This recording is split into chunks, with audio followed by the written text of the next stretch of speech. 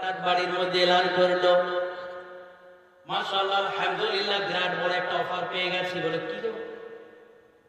বলে 50,000 টাকা বেতনের আবার একটা কাজ পেয়ে গেছে।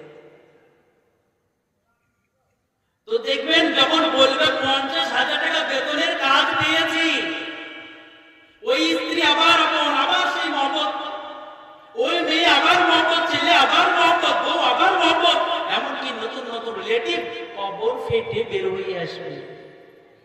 আসে না? তো বোঝা গেল যার কাজ আছে তার দাম আছে, যার কাজ নেই তার দাম নেই। তবে আল্লাহ সুবহানাহু ওয়া তাআলা আপনাকে আমাকে দুনিয়াতে পাঠিয়েছেন আল্লাহর কাজের জন্য, না আপনার বা আমার গরু ভেড়া ছাগলের জন্য? আর বলেন না, আমি একটা গরু কিনেছি আপনার জন্য না আমার জন্য? আমার জন্য। একটা মোবাইল কিনেছি আপনার জন্য না আমার জন্য? আমার জন্য। একটা বাড়ি তৈরি করলো আপনার জন্য না আমার জন্য? অনুরূপভাবে আল্লাহ সুবহানাহু ওয়া তাআলা আপনাকে আমাকে তৈরি করেছেন আপনার আমার কাজের জন্য নয়, বরং আল্লাহ সুবহানাহু ওয়া তাআলা তৈরি করেছেন আপনাকে আমাকে আল্লাহর কাজের জন্য। বলেন সুবহানাল্লাহ। ভাই করেন না ভাই? আরে করেছেন না? করেন না? বলেন না। এখন যদি আমরা তার কাজ না করি, যেমন গরু আমার কাজ করে না, ওটা দুধ দেয় না, কাটাই ধরে। আমি লাঙ্গলের জন্য বলদ কিনেছিলাম, আমার কাজের জন্য লাঙ্গল বইতে গেলে শুয়ে পড়ে, তো তাকে কাটাই ধরে। আমি একটা ভালো একটা গাড়ি কিনেছিলাম, গাড়ি চাপলে স্টার্ট দিলে স্টার্ট অফ হয়ে যায়, তো তাকেও বিক্রি ভাঙার দাম।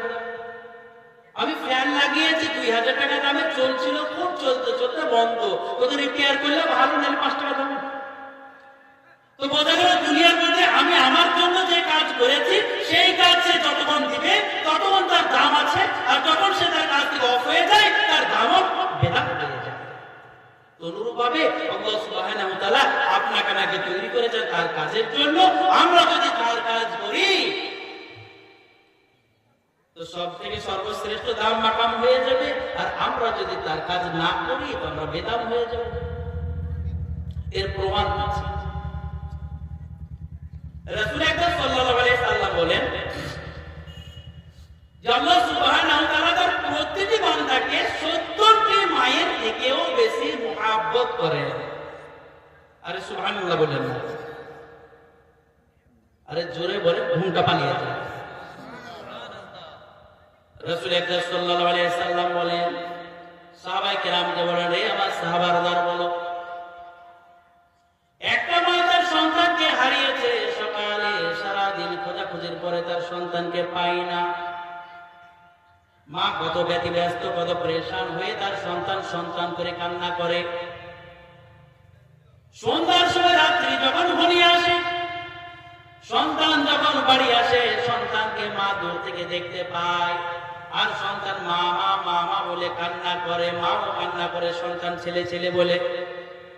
এমত অবস্থায় মা যখন তার সন্তানকে বুকে জড়িয়ে নেয়, ভাই এদিকে প্লিজ, এদিকে তাকান, মা যখন তার সন্তানকে গলায় জড়িয়ে নেয়, ধরে নেয়, রাসূল সাল্লাল্লাহু আলাইহি সাল্লাম বলেন, হে আমার সাহাবার দলরা বলো, এই অবস্থায় কার মা তার সন্তানকে আগুনের মধ্যে ফেলতে পারবে? কি পারবে? পারবে।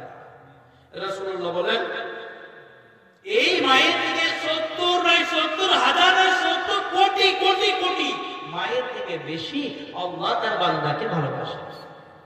আর বলেন আলহামদুলিল্লাহ। কি গো আপনাদের আওয়াজ নাই? আওয়াজ নাই কেন? হ্যাঁ ঠান্ডা পালাবে, বলে আলহামদুলিল্লাহ। এখন বলেন যে আল্লাহ আমাকে এত মহব্বত দিয়ে তৈরি করেছে, তো নমরুদকে কোন আল্লাহ তৈরি করেছে? ওই আল্লাহ তো নাকি? ফিরআউনকে? আমি কিন্তু বোঝার কথা বলছি, বুঝতে হবে কিন্তু। ফিরআউনকে, উতবাকে, সাইবাকে, কারুনকে ওই একই আল্লাহ করেছেন না ভাই? যে আল্লাহ আপনাকে আমাকে তৈরি করেছে মহব্বত দিয়ে, সেই আল্লাহ তো নমরুদ, ফিরআউন, উতবা, সাইবা, কারুনকে করেছে, ঠিক না? তবে যদি তাদের এত মহব্বত দিয়ে ভালোবেসে তৈরি করলো, তবে তাদের ধ্বংস করলো কেন? এটা ভাবেন না? তাই না? আমরা তো মনে করি যে আল্লাহ আমাদের বড় মহব্বত করে, বড় ভালোবাসে, বড় ভালোবাসে, বড় ভালোবাসে, তাই ধ্বংস করে না। আল্লাহ তাআলা তাদেরও তো তৈরি করেছিলেন, ধ্বংস করলেন কেন? আল্লাহ সুবহানাহু ওয়া তাআলা 6 নম্বর সূরা আনআমের 11 নম্বর আয়াতে 27 নম্বর সূরা নামল এর 69 নম্বর আয়াতে বলেন, কুল সিরু ফিল আরদ ফানজুরু ওয়া সুম্মা আনজুরু কাইফা কানা আকিবাতুল মুকাজ্জিবিন ওয়া আকিবাতুল মুজরিমিন। আল্লাহ সুবহানাহু ওয়া তাআলা তার রাসূলকে বলেন, হে রাসূল, আপনি বলিয়া দিন আপনার উম্মতকে, সারা দুনিয়ার মধ্যে ঘোরো, সারা দুনিয়ার মধ্যে ফিরো, সারা দুনিয়ার মধ্যে চলো, আর সারা দুনিয়ার মধ্যে বিচরণ করো। বিচরণ করিয়া দেখো যে তোমার মালিক, তোমার মওলা, তোমার খালিক, তোমার আল্লাহ নমরুদকে তৈরি করেছিল, ফিরআউনকে তৈরি করেছিল, উতবাকে তৈরি করেছিল, সাইবাকে তৈরি করেছিল তার কাজের জন্য। আর তারা তোমার মালিক, মওলা, খালিক আল্লাহর কাজ করে নাই বলে তাদের তোমার আল্লাহ বরবাদ করিয়া দিয়েছে। ঠিক না? একদম সেম। যেমন আপনি দুনিয়ার মধ্যে সামান কিনেন আর সে যখন ফায়দা দেয় না, যখন তাকে ধ্বংস করে দেন, অনুরূপ ভাবে আল্লাহ সুবহানাহু ওয়া তাআলা একটা টিচ শিখ দিয়েছেন যে আমি তৈরি করেছি তোমাদের, তোমরা যদি আমার কাজ না করো আমি তোমাদের বরবাদ করে দেব। কেউ ঠেকাতে পেরেছে? কেউ ঠেকাতে পেরেছে তাদের? আচ্ছা, আমাদের নবী সাল্লাল্লাহু আলাইহি সাল্লামের একটা চাচা ছিল, চাচার নাম আবু তালিব। জানি ভাই সকলে? নবীর একটা চাচা ছিল, কি নাম? আবু তালিব। আলী রাদিয়াল্লাহু তাআলা আব্বা, জাফর তাইয়ার রাদিয়াল্লাহু তাআলা আব্বা, আলী রাদিয়াল্লাহু তাআলা। যখন নবী সাল্লাল্লাহু আলাইহি সাল্লামের দাদাজি, কি নাম ছিল বলেন? আব্দুল মুত্তালিব, যখন ইন্তেকাল হয়ে যায়, তখন নবী সাল্লাল্লাহু আলাইহি সাল্লাম তার চাচা আবু তালিবের ছত্র ছায়ায় আসে। আবার আবু তালিব যতদিন ছিল ততদিন নবীজির উপর ডাইরেক্ট কেউ হামলা করতে পারে না।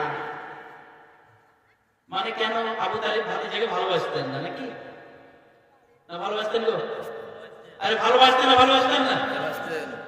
আবু তালিব যখন মুলকে শাম ব্যবসা করতে যাচ্ছিলেন ভাতিজাকে নিয়ে 12 বছরের, বুহাইরা নামে পণ্ডিত নবীজিকে বলে দিল, ইয়া আবু তালিব, আপনি আপনার ভাতিজাকে নিয়ে যাবেন না আগে। ইহুদিরা খবর পেয়েছে, তারা জানে, তারা আপনার ভাতিজাকে পেয়ে কতল করে দিবে। আবু তালিব পুরো ব্যবসা ছেড়ে, পুরো কাফেলার দল ছেড়ে, পুরো সঙ্গী সাথী ছেড়ে, সফরের সামান ছেড়ে নিজের ভাতিজার প্রাণকে বাঁচানোর জন্য ওখান থেকে মক্কা ফিরে আসলো। এটা কি ভালোবাসার আলামত না? আরে বলেন না, ভালোবাসার আলামত না? যখন মক্কার নবীজির খানদান বংশকে মক্কার তিন পাহাড়ের মধ্যখানে বন্দী করে দেওয়া হলো 3 বছরের জন্য। বাইরে থেকে এক্সপোর্ট আর ইম্পোর্ট, আমদানি রপ্তানি বন্ধ করে দেওয়া হলো। বাইরে থেকে মাল আসবেও না, এখানে তৈরি মাল বাইরে যাবেও না। কতদিন চলবে? খাবার যা ছিল শেষ কিছুদিনের মধ্যে। তারপর গাছের পাতা, লতা, ছাল, চামড়া খেতে শুরু হলো। আর খেতে খেতে মাড়িতে ঘাও হয়ে গেল, আর পাখানা ছাগলের লাদির মতো হয়ে গেল। এই যে 3 বছর মুসলমানগণ কষ্ট পেয়েছে, এখানেও আবু তালিব ছিল। বুঝলেন না?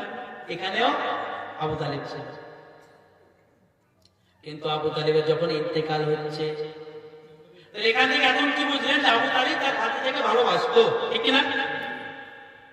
কিন্তু আবু তালিবের যখন ইন্তেকাল হয়েছে, রাসূল আকরাম সাল্লাল্লাহু আলাইহি সাল্লাম তার প্রাণপ্রিয় চাচা আবু তালিবের কাছে আসলো।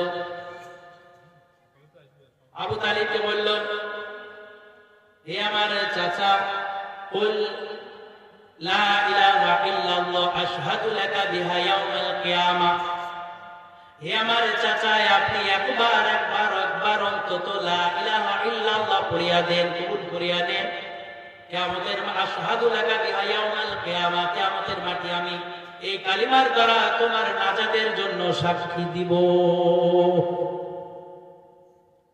আবু তালিব বলল, লাউলা আন তুআইরানি কুরাইশুন ইয়াকুলুনা ইন্নামা হামালাহু আলা যালিকাল জাযা লা আখরারতু বিহা আইনাকা। আবু তালিব বলল, আমার ভাতিজা, আমি জানি এই কালিমা পড়িলে তোমার চোখ শান্তি পেয়ে যাবে, তোমার চোখ ঠান্ডা হয়ে যাবে রে ভাতিজা। কিন্তু আমি যদি কালিমা পড়ি, তবে মক্কার মুশরিকরা বলবে, আবু তালিব এত বড় আমাদের সরদার হওয়ার পরে মরণের ভয়ে কালিমা পড়িল।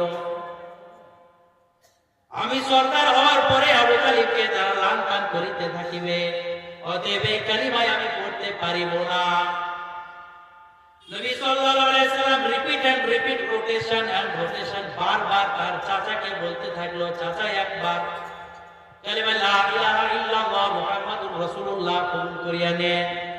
চাচা যখন কবুল করিল না, আল্লাহ সুবহানাহু ওয়া তাআলা 28 নম্বর সূরা আল কুরআনুল কারীমের কসস এর 56 নম্বর আয়াতে বলেন